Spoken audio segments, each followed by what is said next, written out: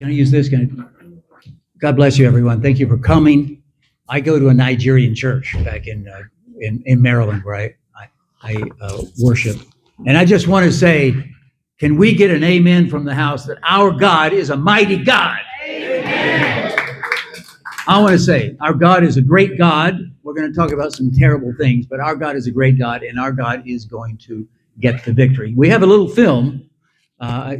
We have a good film from Christian Broadcasting Network that gives a good encapsulation of the terrible news issue of the genocide against Christians in Nigeria. So can we just run that topic? It's a terrible thing. It's happening.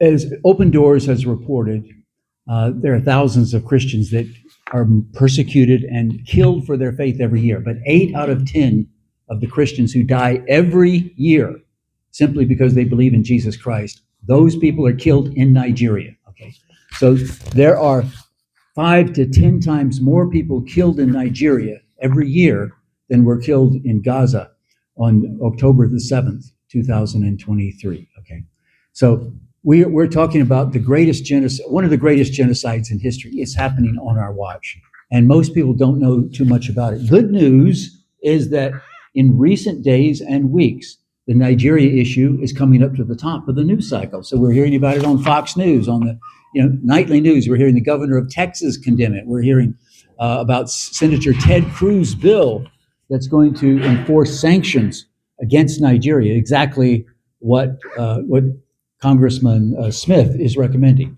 Now I'm here. I'm no one special. I've been a career journalist. I discovered the Nigeria issue in 2019, and I had a desk at the Washington Times building.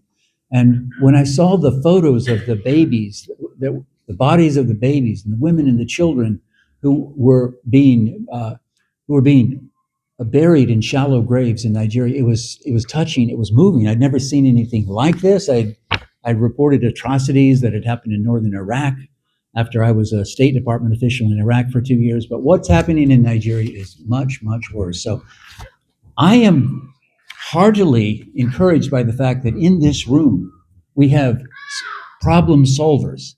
I am among friends. I'm among people who care about their brother and sister. That don't turn a blind eye to atrocity. So we care about persecution of Christians everywhere.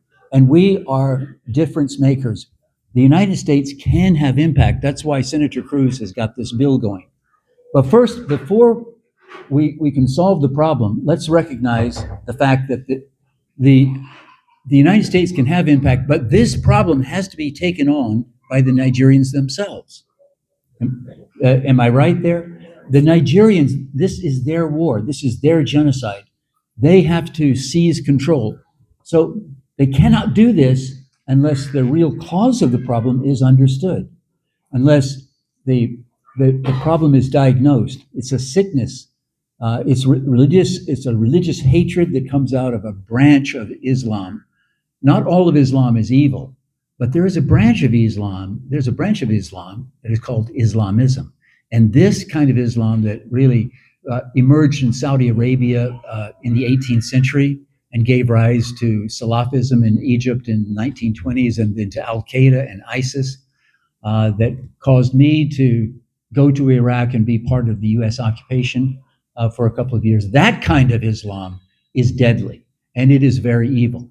So there is a branch of Islam that has been rooted in Nigeria for a couple of hundred years, that in the last 30 years has metastasized and is inspired armed people who are chiefly part of one ethnicity to go out on a spree of conquest and land takeover. This is what we're looking at in Nigeria. It didn't happen last week. It didn't happen last year. It's been going on since 9/11. It's been going on since 2001.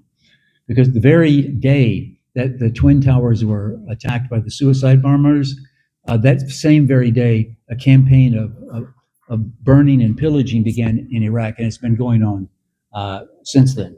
So we have to diagnose the cause of the disease, and that disease is Islamism, but it is shielded by the government apologists, the very wealthy people, the wealthy Muslims in government. The current president and vice president, they're both Muslims, and Muslim regimes have been in the controlling sector of the Nigerian government for decades. Only with one exception, as Dr. Price pointed out, we had one Christian leader about 15 years ago, good luck Jonathan, very sincere Christian.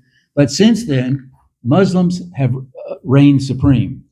And they are worried now because of the Senator Cruz bill. They're also panicking because Judd Saul, a very sincere filmmaker and a born again Christian in Iowa, he founded truthnigeria.com 2.5 years ago. He contacted me and said, "Can you come and help?" And I was delighted. I did a lot of wonderful stories. I mean, about 100 for the Epic Times. God bless the Epic Times. I brought some of my Nigerian friends to also publish in the Epic Times. But Truth Nigeria, I want you all to note that. Go to Truth Nigeria for your news about Nigeria. That's where the facts are coming from that have informed the bill of Senator Ted Cruz. Go to Truth Nigeria to find out the real story about the devastating genocide against Christians. But the good news is that in this room are witnesses, eyewitnesses, and subject experts to this Christian genocide. And I want Dr. God's Power Ugba just to stand up. And Dr. God's Power Ugba is an Anglican priest, and he's here with his beautiful wife, and he is a leader. He's a thought leader. He was a spokesman about this to a Fox News reporter just 2 years ago, and this was at the time of a Christmas massacre.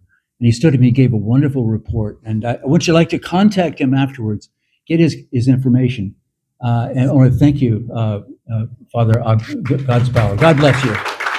And also with us is a gentleman that I just met for the first time yesterday. He's one of the smartest people Nigeria has produced. And along with God's Power, he is the fruit of the wonderful diaspora of Nigerians coming to this country and making us smarter, making us more prosperous, and making us safer. I'd like to recognize Dr. Daniel Anyangeyaka, please. Daniel, I want you to come up. I want Daniel to just talk to you for a couple of minutes. Daniel is from the Tiv tribe. Some of you have on your tabletop there, you have this handout with 3 stories from Truth Nigeria, okay, printouts. Now, one of them, the first story, is about this horrific genocide, this atrocity from June 13th, June 14th in the town of Yelawata. It's been devastated by a night attack of 150 to 200 paid mercenaries who came into the town to kill people. And even though the government was forewarned, as Judd Saul mentioned in the film, they were forewarned that this attack was coming, but they did not provide reinforcements. They did not respond at all. What is happening, and the reason it's a genocide, is the Nigerian government, I'm sorry to say this, but it's absolutely true, and we've got all the proof of it on truthnigeria.com. The government of Nigeria, its army and police force, are fully complicit with and supportive of this genocide. Now, I said fully. In fact, the complicating factor is that sometimes the army does the right thing. Sometimes the police actually do help persecuted Christians. But in general, they are not. They are actually fully compromised. I would just like you to hear from Dr. Daniel here, because he's a local guy, as well as God's Power Ugba. They can come again. You guys can help them make contributions. You can help me. I'm supported by Equipping the Persecuted. The reason we want your donations, before you leave here, I want you to take out your check and make out a check to Equipping the Persecuted. My newspaper is Truth Nigeria, but it's supported by Equipping the Persecuted. That great reporter you saw on film, that's my friend, Mike Odie James. He's from Benue, where this attack came. He calls me every day, every single day for the last 6 years. I'm talking to the journalists that we are paying who are risking their lives to make these stories come out. I would like you to help us pay those guys. They risk their lives for $50. Okay, they're happy to get it, but that's not much money to risk your life to go out on a motorbike with nothing to defend yourself except maybe a machete on your handlebars. That's what they do. I'd like to introduce Dr. Daniel and let him tell you about his organization. Thank you, Darren. Okay. Good afternoon, everyone. My name is Aka Daniel Ayangaka. I am a professor of nuclear physics at the University of North Carolina, Chapel Hill, and Duke. I I'm also the president of the Thief People in America. And this is a group that has been heavily persecuted by the Fulani Islamists. The report that you just heard about happened in my area. And every day, my people have been killed. And so, some of us that are living here in the United States, we have a union, the Mutual Union of the Thief in America. And our goal is to make sure that our brothers and sisters are not forgotten what is called the internally displaced camps. And now you can try to dissect what is happening in Nigeria. For us, it is just for one reason, is to take over of our lands and to Islamize that part of the country. Now, if you look at the map of Nigeria, pretty much the entire north is Muslim, and then in the south is Christian. And if you go to the southwest, it's somehow a mix of Christian and Muslim.